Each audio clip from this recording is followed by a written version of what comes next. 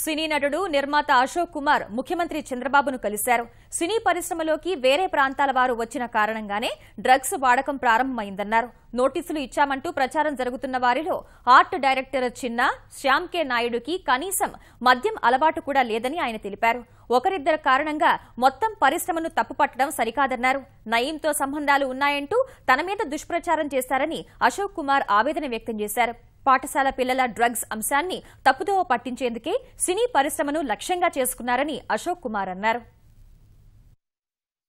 Issue అంతా ఎందుకంటే cinema అంటే కొంచెం ఎప్పుడు చూసినా కొంచెం ఫ్లేర్ అప్ అవుతుంది. సినిమా వాడనగానే ఒక ఏదో గ్లామర్ ఉంటుంది. ఆ గ్లామర్ మంచికైనా చెడ్డకైనా అది ఉపయోగపడుతుంది. సో ఇప్పుడు నాకు తెలిసి నేను అనుకోవటం సినిమా వాళ్ళు ఉండొచ్చు. ఎంతమందిలో ఒక 12 మందో 14 మందో ఉన్నారంటే పర్సంటేజ్ అంతా 0.1%.